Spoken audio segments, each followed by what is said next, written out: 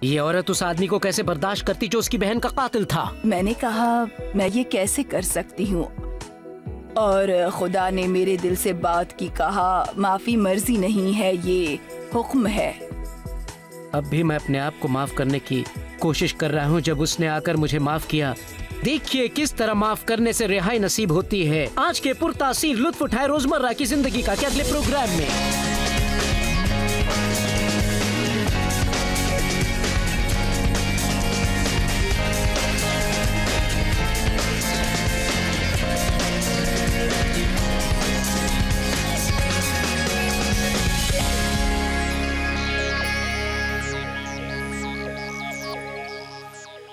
लुत्फ उठाए रोजमर्रा की जिंदगी का में खुशामदीद। अपना कीमती वक्त गुजारने का शुक्रिया।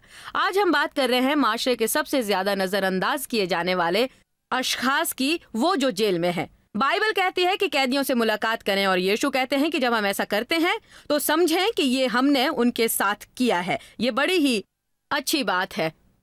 जॉयस मायर मिनिस्ट्रीज ने इस बात को संजीदगी से दिल पर लिया, और आज हमारी बहुत ही जबरदस्त प्रिजन मिनिस्ट्री है पूरे अमेरिका और दुनिया के कई मुल्कों में। खुदा ने जो इसका हमें मंसूबा बना कर दिया वो ये कि कैद खाने में जाएं, न सिर्फ कैद खानों में बल्कि कैद खाने की हर कोठरी में जाने की कोशिश करें तोहफे के साथ। और वो तोहफा होता है हिफ्ज़ाने के सेहत का कुछ सामान और मेरी कोई एक किताब। हमने ये तोहफा दुनिया भर में तकरीबन 10 लाख कैदियों को दिया है। मैं समझती हूँ कि वो हयाते नौ पा रहे हैं, उनका जहन बेदार हो रहा है और वो बाइबल को भी पढ़ते हैं। हम कुछ कैद खानों में गए जहां हमने कुछ मवाद पहले से भेजा था, और फिर हमारी एक टीम वहां दोबारा गई और हैरत ज़दा रह गई देखकर कि किस तरह कलामे इलाही लोगों के दिलों को रोशन करता है। चार्ल्स मैनुअल से हमारी पहली मुलाकात लुजियाना स्टेट के इस्लाही कैद खाने में हुई। वो कत्ल के जुर्म में उम्र कैद की सजा काट रहा है। चार्ल्स ने खुद की जिंदगी यीशु को वक्फ कर दी और फिर दुआ करने लगा कि उसे उस आदमी जिसका उसने कत्ल किया था कि अहले खानदान से मिलने का मौका मिले ताकि वो माफी मांग सके। ये है उसकी दास्तान। जॉन और मैं भाइयों से बढ़कर थे। हम सब कुछ साथ साथ करते। वो मेरा ख्याल रखता, और खास बात ये कि जो काम हम मिलकर करते वो उम्दा करते। मेरा नाम है चार्ल्स मैनुअल। मैं यहाँ एंगोला में 19 सालों से कैद हूँ। मैं उम्र कैद की सजा काट रहा हूँ। बिल ई बॉब और चार्ल्स, अजनबी जिनकी जिंदगियां एक लम्हे में बिखर गई जब चार्ल्स ने गोली चलाई और बिल के भाई जॉन को मार डाला। एक जिंदगी खत्म हो गई और नतीजे में कई जिंदगियां बर्बाद हो गई। वक्त के साथ नफरत और नाउमीद बढ़ती जाती है। कैद खाने का हर कैदी खुद में सिमट कर रह जाता है। उस वक्त मुझे एहसास नहीं हुआ, लेकिन वजह सिर्फ नफरत थी। नफरत मुझे खाए जा रही थी।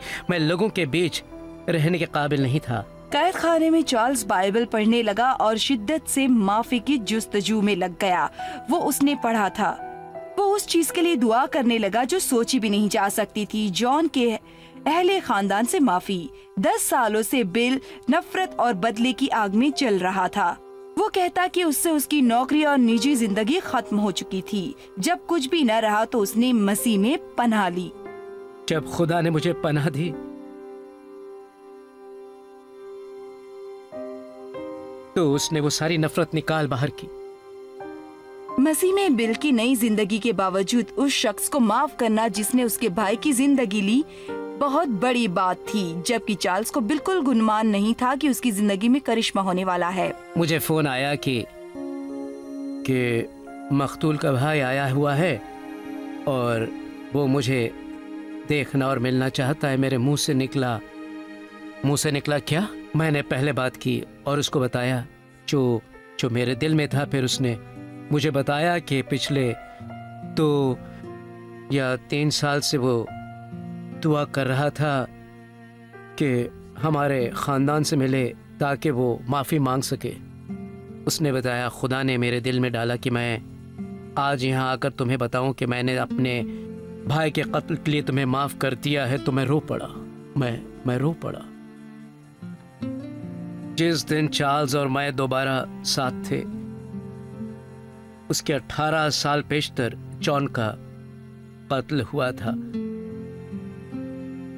खुदा के काम का तरीका ऐसा ही होता है। जी। ऐसा ही होता है। ये सुनना, ये हकीकी माफी उस माफी से कहीं ज्यादा बेहतर है जो कोई अदालत हमें दे सकती है। जी, कोई भी अदालत नहीं दे सकती। आज बिल और चार्ल्स ने दूसरी बार मुलाकात की। इस बार उनके बीच कोई दीवार नहीं थी। आज तुम्हारा हाल कैसा है? अब माजी में जाने का कोई फायदा नहीं, क्योंकि मेरे खुदा ने मुझे माफ कर दिया है और मेरे भाई ने भी मुझे माफ किया है। इसीलिए पीछे की सोचना सही नहीं है। मैं अब सिर्फ मुस्तकबिल को और बेहतर चीजों को देखूंगा। खुदावंद, हमारी ये मुलाकात एक ट्रेजेडी की वजह से हुई, लेकिन इसका अच्छा और बेहतर सिला मिले, यही हम दोनों उम्मीद रखते हैं और दुआ भी करते हैं। हाँ खुदा, जी खुदावंद, हम उम्मीद करते हैं कि हम लोगों की जिंदगियां बदलेंगे। दर हकीकत इस दास्तान का कुछ हिस्सा हमने पहले टेलीविजन पर दिखाया था और खुदा ने उसका इस्तेमाल बहुत से लोगों के दिलों को बदलने के लिए किया। इसमें सलेम और जियान की एक औरत भी है। उसकी भी कहानी कुछ इससे मिलती जुलती है और वो भी उस शख्स को माफ करने की जद्दोजहद कर रही थी जिसने उसकी बहन को 1987 में कत्ल किया था। हम उस औरत की परेशानी समझ सकते हैं। चार्ल्स और बिल की दास्तान सुनने के बाद उसने महसूस किया कि खुदा उससे कुछ कह रहा है। तो देखिए। मैंने सोचा मैंने उसे माफ कर दिया है, पर नहीं चाहती थी कि वो कभी भी जेल से बाहर आए। मेरे ख्याल से मैं उसे सजाए मौत सिर्फ इसलिए नहीं देना चाहती थी क्योंकि उसने अपने गुनाह का इकरार कर लिया था।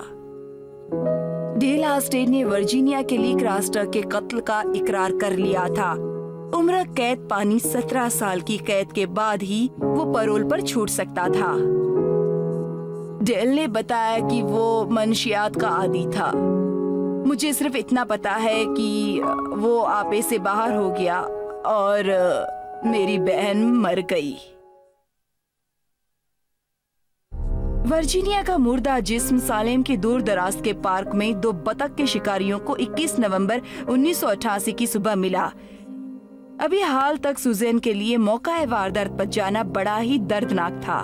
सजा के दौरान डेल ने अपनी सजा कम करवाने की कई बार नाकाम कोशिशें की। मुझे सिवाय गुस्से के और कुछ सुझाव नहीं देता। वो अब भी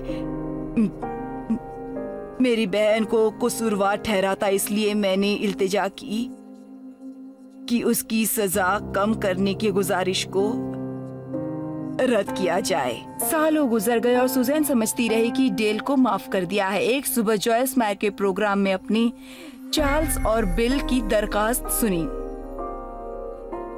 मैं उन्हें सुनते हुए लगातार रोती जा रही थी। मेरा ये हाल था, वाह ये क्या है। और प्रोग्राम के बाद खुदा ने मुझसे निपटना शुरू किया। उसने कहा तुमने उसे माफ कर दिया लेकिन उसे रिहाई नहीं दी। और उसने आगे कहा मैं चाहता हूँ कि तुम उसके इलाके में जाओ, और ये उस वक्त कैद खाना था, और मैं चाहता हूँ कि तुम उसे रिहाई दिलाओ और जाती तौर पर उसे माफ कर दो हमेशा के लिए। खुदा की मर्जी जानकर सुजैन शश व वंश में पड़ गई। मैंने कहा मैं ये कैसे कर सकती हूँ, और खुदा ने मेरे दिल से बात की और कहा माफी मर्जी नहीं है, ये हुक्म है, और ये मुझे अपने लिए करना था ताकि सुकून से रह सकूं। मैंने पूछा मैं कैसे माफ कर सकती हूँ, क्योंकि हर बार जब मैं उसके बारे में सोचती हूँ तो मेरी बहन का ख्याल आता है, मुझे उसका चेहरा नजर आता है। और उसने मुझसे कहा मैं अपने बच्चों को कभी कुछ ऐसा करने के लिए नहीं कहूँगा। खुदा का वक्त हमेशा सही होता है। डेल चंद महीनों में जेल से रिहाई पाने वाला था। सुजैन ने कैद खाने के साहिब को फोन किया, जिन्होंने बताया कि डेल एंगर मैनेजमेंट ग्रुप का हिस्सा है, जिसमें 6 दूसरे लोग भी हैं जिन्होंने वहशियाना जुर्म किया है। इस मुलाकात से पहले सुजैन ने जॉयस मायर मिनिस्ट्री को फोन करके उसके साथ दुआ करने की दरखास्त की। मैंने उन्हें बताया कि उनका वो प्रोग्राम देखने के बाद जिंदगी पर गहरा असर हुआ है, और ये भी बताया कि मैं क्या करने जा रही हूँ। जेल में जाकर उससे मिलना चाहती हूँ। तो वो लोग बड़े खुश हुए और मेरे लिए दुआएं की। सुजैन के जो जज्बात थे वो बयान से बाहर हैं। जब वो जेल की दरवाजे से होकर उस आदमी के सामने पहुंची जिसने बरसों पहले उसकी बहन का कत्ल किया था, मैं अपने ईमान को टटोल कर ये जानने की कोशिश कर रही थी कि क्या मैं सचमुच डेल को माफ कर पाऊंगी। 17 साल के बाद पहली बार डेल ने मेरी तरफ देखकर कहा कि उसे बहुत अफसोस है और वो चाहता है कि मैं उसे माफ कर दूं। जब मैंने डेल को देखा और ये कहते सुना कि उसे बहुत अफसोस है और काश उस रात ये दर्दनाक वाकया न पेश आया होता, तो मुझे लगा कि उसकी बातों में सचमुच सच्चाई है। डेल के लिए ये दिन जेल के उन 17 सालों से कहीं ज्यादा सख्त गुजरा। डर के मारे उसका बुरा हाल हो रहा था कि पता नहीं मुलाकात के दौरान क्या होगा। जब उसने आकर मुझे माफ किया तो दर हकीकत उसने मुझे इज्जत बख्शी। उसने कहा, इन तमाम सालों में तुम कातिल डेल के तौर पर जाने जाते थे, लेकिन अब तुम कातिल डेल नहीं हो, तुम सिर्फ डेल एस्टेड हो और यह तुम्हारी पहचान है। के बाद मेरे दिल को छू गई, क्योंकि मैंने उसे वो छीना था जो मैं कभी लौटा नहीं सकता था, और दिल में ये रंजिश लिए ये दर्द अपने दिल में लेकर मुझे सारी जिंदगी यूं ही जीना पड़ेगा। डेल 2 सालों से पैरोल पर छूटा हुआ है और काम कर रहा है और जिंदगी को दोबारा शुरू करने की कोशिश कर रहा है। उसको मसाइल दरपेश है, लेकिन खुदा के साथ मिलकर उसका सामना करना सीख गया। मैं अब भी अपने आप को माफ करने की कोशिश करता हूँ, लेकिन फिर भी मैं बहुत पुरसुकून हूँ, इतना कि मैं सोच भी नहीं सकता। खुदा की मदद से अब मैं वो कर सकता हूँ कि खुद से प्यार करूँ, जबकि पहले मैं अपने आप से ये नहीं कर पाता था। आखिरी बार जब डेल और सुजैन आमने सामने मिले थे, वे डेल की रिहाई के 2 हफ्ते पहले था। फिर Marion country office of parole और प्रोबेशन की मदद से सुजैन और डेल को एक बार फिर मिलने की इजाजत मिली, और इस बार हमारा कैमरा भी वहाँ था। उनकी मुलाकात तकरीबन 45 मिनट की थी और दोनों ने बताया कि किस तरह माफी ने उनकी जिंदगी बदल दी है। दोनों बहुत खुश थे। हमें माजी में नहीं झांकना चाहिए। हर आदमी के माजी में कुछ न कुछ ऐसा होता है जो वो सुधारना चाहता है, लेकिन ऐसा कर नहीं सकता। हम ये कर सकते हैं कि आगे बढ़ें। मैं आपकी दयानतदारी की दाद देता हूँ। उस वक्त भी जब मैं नाराज था, न सिर्फ आपसे बल्कि सारी दुनिया से, और एक दिन भी ऐसा नहीं गुजरता था कि मैं आपके और आपकी बहन के बारे में न सोचता। मैं अच्छाई करना चाहता हूँ, रोजमर्रा की जिंदगी में ये करना चाहता हूँ। मैंने आप में दिली अफसोस देखा और यही सच्ची पशेमानी खुदा को पसंद आती है और वे उसका इस्तेमाल करता है। मैं आपसे फिर मिलूंगी, आपको माफ कर रही हूँ। उन्होंने अपना वक्त दुआओं के साथ खत्म किया कि मुस्तफल शिफा बख्शी और पुरसुकून मुस्तकबिल सिर्फ माफी के जरिए है। तो खुदावंत मैं इनके लिए कामयाबी की दुआ करती हूँ और खुदावंत इन्हें हौसला बख्श। सुजैन और डेल के लिए ये एक बहुत लंबा सफर था और जिन्हें उन्हें उस मंजिल पर पहुँचाया जिसका उन्होंने ख्वाब व ख्याल भी नहीं किया था। अगर मुझको नाजरीन से कुछ कहना होगा तो मैं कहूँगी, क्या आप सचमुच माफ कर सकते हैं? क्या आप सचमुच माफ कर सकते हैं? हाँ, कर सकते हैं।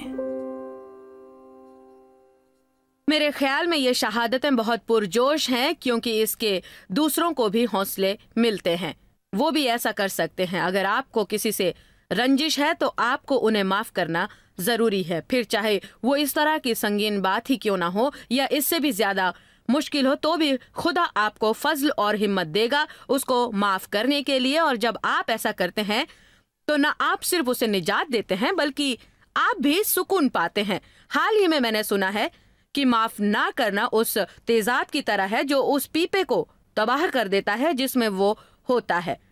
हमें किसी के लिए भी माफ ना करने का जज्बा नहीं पालना चाहिए। मैं नहीं समझती कि खुदा के फजल के बगैर हम माफ कर सकते हैं और वो इसमें आपकी मदद करेगा। खैर, तो वो लोग जो सलाखों के पीछे हैं क्या पैगाम सुनना चाहेंगे? जब हम वापस आएंगे तो आप उस पैगाम का हिस्सा देखेंगे जो मैंने लुजियाना के कैदियों को दिया, और मैं समझती हूँ कि आप इत्तेफाक करेंगे ये पैगाम हर कोई सुनना पसंद करेगा।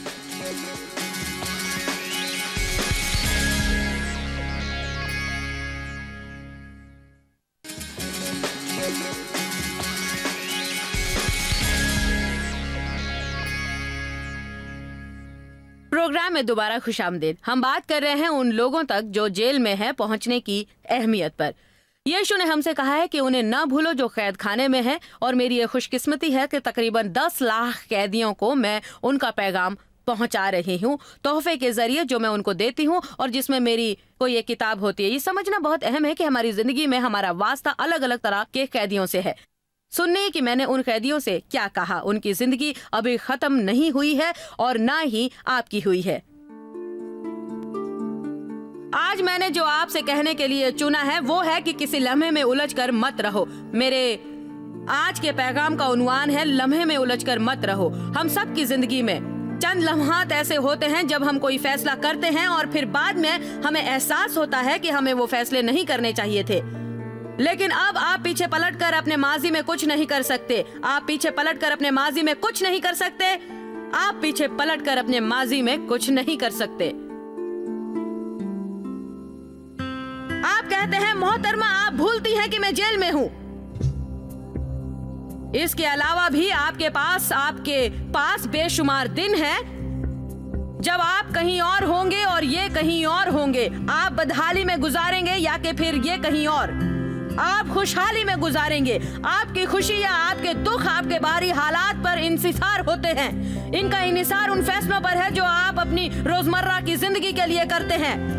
बेहतर यह है कि आप खुश रहने का फैसला करें। दूसरा कुछ सोचकर कोई फायदा नहीं है। आप अपनी बकाया जिंदगी ये सोच कर बिता सकते हैं कि माजी में आपने क्या खोया, या ये सोच सकते हैं कि आपके पास क्या कुछ बचा है और उसमें से कुछ के लिए बहुत कुछ नहीं होगा। लेकिन जो कुछ बचा है उसका सोचकर आप कह सकते हैं आपको पता है जो मैंने खो दिया उसका मैं कुछ नहीं कर सकता, लेकिन मेरे पास जो बचा है मैं खुदा के सुपुर्द करूंगा। मेरे पास जो बचा है वो मैं खुदा के हवाले करूंगा। और आपको पता है बाइबल में है कि खुदा ने सब कुछ खलक किया है कुछ नहीं से। तो अगर उसने कुछ नहीं से सब कुछ खलक किया है तो जाहिर है कि मेरी गलतियों का भी वो कुछ ना कुछ करेगा। यीशु ने ये नहीं कहा मैं आया ताकि तुम अपनी जिंदगी का लुत्फ उठाओ सिवाय उस वक्त के कि तुम किसी मुसीबत में हो। आप खुश हैं और पुरसुकून हैं, ये आपके हालात से ज्यादा अहम होता है। मैं करोड़पतियों को जानती हूँ जो परेशान हैं। मैं फिल्मी सितारों को जानती हूँ जो परेशान हाल हैं। मैं ऐसे नाम वाले मुबल्लिगों को जानती हूँ जो परेशान हैं। मुरीद पौलुस ने कहा खुदा में खुशी पाओ, और दोबारा कहता हूँ लुत्फ उठाओ। उन्होंने नहीं कहा कि अपने हालात से लुत्फ उठाओ, जो महसूस करते हो उसका लुत्फ उठाओ। उन्होंने कहा खुदा में खुशी पाओ और दोबारा कहता हूँ लुत्फ उठाओ। आप कहेंगे ये उनके लिए ठीक हो सकता है। आपको पता है जब उन्होंने ये लिखा तो वो कहाँ थे? कैद खाने में। हाँ, हम सबको अपनी गलतियों पर अफसोस होता है, लेकिन अगर आप दीन मसीह के बारे में कुछ जानते हैं तो वो हमको मुकम्मल तौर पर माफ करते हैं, अपने खून से हमें साफ करते हैं, निजात देते हैं और पाक करके रास्तबाज बना देते हैं ताकि हम खुदा के हुजूर खड़े हो सकें। ये बहुत ही अच्छी बात है कि आपको मुकम्मल तौर पर माफ किया जाएगा। आप में जो खराबियां हैं उसकी आपको फिक्र करने की जरूरत नहीं। आपका खुदा के साथ सही रिश्ता होना चाहिए। अगर सारी दुनिया में आपको कोई भी पसंद नहीं करता तो भी खुदा आपको प्यार करता है और बिना किसी शर्त के करता है, और उसका प्यार कभी खत्म ना होगा। उसमें उलझे मत रहो जो आपने बहुत अरसे पहले किया है। इस बारे में सोचो। बहुत से लोग लम्हात में उलझे रहते हैं। आपके पास जो है वो खुदा के हवाले कर दीजिए ताकि शैतान उसे ना चुरा सके। आपको खुदा के सामने शर्मिंदगी में नहीं खड़े रहना है और ना ही लोगों के सामने शर्मिंदा होना है। आप जेल में हैं, इसके लिए भी आपको अफसुर्दा होने नहीं चाहिए, क्योंकि मसीह में अफसोस नाम की चीज नहीं है। मैं आज आपको ये बताना चाहती हूँ कि खुदा आपसे नाराज नहीं है। वो मायूस भी नहीं है। आप जानते हैं क्यों? क्योंकि खुदा को पहले से पता होता है जो आप करने वाले हैं, इसलिए बहुत पहले ही वो सोच लेता है कि वो आपसे प्यार करेगा। खैर, मैं उम्मीद करती हूँ कि आपको खुशी हुई होगी हमारी प्रिजन मिनिस्ट्री और टेलीविजन की कुव्वत को देखकर कि चाहे ये मर्द और औरतें सलाखों के पीछे कैद हैं, फिर भी टीवी उन तक मजहबी ईस्वी का पैगाम पहुँचाता है और जो उन्हें रिहाई बख्शता है। ये हफ्ता टीवी पर हमारे पार्टनर्स का हफ्ता है, इसलिए मैं आपको मदऊ करती हूँ, मैं आपसे हमारे पार्टनर बनने की गुजारिश करती हूँ। अगर आप पहले से हमारे पार्टनर हैं, हमारे भागीदार हैं, तो हम आपके शुक्रगुजार हैं और उम्मीद करते हैं कि आप अपनी पार्टनरशिप जारी रखेंगे और आपको सही लगे तो आप अपनी पार्टनरशिप बढ़ा भी सकते हैं। लेकिन अगर अब तक आप जॉयस मायर मिनिस्ट्रीज के पार्टनर नहीं हैं, तो हम चाहते हैं कि आप इसका हिस्सा बने और सारी दुनिया के परेशान हाल लोगों तक पहुंचने में हमारी मदद करें। तो क्या जो मैं आपको कहने जा रही हूँ वो बाइबल के मुताबिक है? आइए 2 सहीफे देखते हैं। फिलिपियों 1:5-6। मुरीद पौलुस ने कहा, मैं तुम्हारी मदद के लिए खुदा का शुक्र बजा लाता हूँ, तुम्हारा हमदर्दी के साथ ताउन, तुम्हारा अतिया और तुम्हारी पार्टनरशिप के लिए कि तुम रोजे अव्वल से लेकर आज तक खुशखबरी के फैलाने में शरीक रहे हो। मेरे ख्याल में ऐसे बहुत कम लोग थे जो सुनते ही रोजे अव्वल से मजहबी ईस्वी को फैलाने में लग गए थे। ज्यादातर लोग ऐसा नहीं करते, लेकिन वो इस खबर से इतना मशहूर हो गए थे कि उन्होंने सोचा हमें बेशक इस तरह की सच्चाई के बारे में दूसरों को बताना चाहिए। फिर आयत 6 शुरू होती है और से, जिसका मतलब है कि पौलुस की बात बीच में कहीं टूटी नहीं। जो वो आयत 5 में कह रहे थे उसे उन्होंने आयत 6 में जारी रखा। तो उन्होंने कहा, मैं खुदा का शुक्र बजा लाता हूं तुम्हारी मदद, ताउन अतिया, तुम्हारी पार्टनरशिप के लिए, और मुझे इस बात का कामिल यकीन और भरोसा है कि जिसने तुम में नेक काम शुरू किया है वो उसे पूरा भी करेगा और उसको अंजाम तक जरूर पहुंचाएगा। मेरे ख्याल में बहुत औकात लोग इसको इस नजर से नहीं देखते जिससे देखना चाहिए, और मुझे यकीन है कि खुदा हमको कलाम से रूशनास कराता है और उसे सिखाने के लिए किसी को भेजता है। फिर एक वक्त आता है जब हमें ठोस कदम उठाकर उस पर अमल करना होता है ताकि किसी और को मदद पहुंचा सके। मैं समझती हूँ कि हमें नेक काम शुरू करने के लिए खुदा तालीम का सहारा लेता है और फिर कहता है कि अगर तुम जिम्मेदारी के साथ अपना काम करो तो मैं उस अच्छे काम को पूरा करूंगा जो मैंने तुम में शुरू किया है। मैं सचमुच ये समझती हूँ कि अक्सर वक्त लोग उस काम को अधूरा छोड़ देते हैं जो खुदा उनमें करने की कोशिश कर रहा होता है, क्योंकि इसमें खुदा की फर्माबरदारी करनी होती है, वो करने के लिए जो खुदा उनसे करवाना चाहता है और वो ये करना नहीं चाहते हैं। मैं उस औरत को नहीं भूल सकती जिसने कहा, जॉयस आपके प्रोग्राम से मुझे बहुत फायदा हुआ है, लेकिन अब मैं उस मकाम पर पहुंच गई हूँ, अब मुझे इससे कुछ हासिल नहीं होता। आपके प्रोग्राम से मुझे किसी और चीज की निस्बत बहुत मदद मिली है, लेकिन अब अचानक मुझे इससे कुछ हासिल नहीं होता। इसलिए मैंने खुदा से दरियाफ्त किया, जॉयस को क्या हो गया है? हम ऐसा अक्सर कहते हैं, अगर किसी चीज से हमें फैज पहुंचना बंद हो जाता है तो हम जानना चाहते हैं कि दूसरे शख्स को क्या हुआ। उसने बताया कि खुदा ने उसे याद दिलाया कि वो उससे 2 सालों से कह रहा है कि हमारी पार्टनर बनने के लिए, और उसके पास कोई वजह नहीं थी नहीं बनने की। वो चाहती थी, वो इसके खिलाफ भी नहीं थी, बस उसने कदम बढ़ाकर ये करने की कोशिश नहीं की। इसलिए चूंकि वो सिर्फ हासिल कर रही थी, पा रही थी, लेकिन कुछ बो नहीं रही थी, वो नहीं कर रही थी जो खुदा उसे करने के लिए कह रहा था। इसलिए उसे मेरी तालीमात से जो नशर की जा रही थी कुछ हासिल नहीं हो पा रहा था। मेरे ख्याल में ये एक दिलचस्प वाकया है। इसलिए मैं समझती हूँ कि अगर खुदा आपको हमारा पार्टनर बनने के लिए कह रहा है तो इससे ना कि आप सिर्फ हमारी मदद करेंगे बल्कि अपनी मदद भी करेंगे, क्योंकि अगर खुदा आपकी मदद करता है तो आपका भी उसके लिए कुछ फर्ज बन जाता है। वो आपसे उम्मीद करता है कि आप किसी और की मदद करें। हकीकत में हाँ, मैं आपसे मेरी मदद करने के लिए कह रही हूँ, बल्कि मेरी मदद करने के लिए कह रही हूँ ताकि मैं किसी और को मदद दूं। ये समझना जरूरी है कि अगर आप दूसरों की मदद करेंगे तो खुदा आपकी मदद जरूर करेगा। फिलिपियों 4:19 एक और सहीफा है जो कहता है, और मेरा खुदा तुमको वो सारी चीजें अता करेगा जो उसकी कुदरत में है मसीह यीशु के तुफैल। अगर आप इससे पहले वाली आयत 15 देखेंगे तो ये पौलुस अपने पार्टनर्स के लिए कह रहे हैं। वो उनसे बात कर रहे थे जिन्होंने न सिर्फ एक बार बल्कि दूसरी बार भी दिया और काम में शरीक रहे जो खुदावंद ने उन्हें करने के लिए कहा था। और फिर उन्होंने उस वादे का जिक्र किया जिससे हम सब मुतमनी हैं कि और मेरा खुदा तुमको वो सारी चीजें अता करेगा। हमारे पास सैकड़ों हजारों लोग हैं जो आपको ये बताएंगे कि जब से पुर ईमान फैसला करके वो हमारे पार्टनर बने हैं उन्हें जिंदगी में बहुत कामयाबी मिली है। हकीकत में मैं नहीं चाहती कि आप वो करें जिसके बारे में आप महसूस नहीं करते कि खुदा कह रहा है। मैं आपसे कह रही हूँ कि खुदा की इताअत करें और वो करें जो खुदा आपको करने के लिए कह रहा है। शुरू के 2-1 महीने ये करना बड़ा आसान होगा, लेकिन फिर रफ्ता रफ्ता ये मुश्किल होता जाएगा, जो अक्सर होता है जब हम कुछ अरसे तक वो कर लेते हैं। और यही आपके लिए उसे बरकरार रखने की चुनौती होती है, क्योंकि 2-1 बार अंजाम देने से खुदा की इनायतें हम पर नाजिल नहीं होती, बल्कि उसे करने और बार बार करने से होती हैं।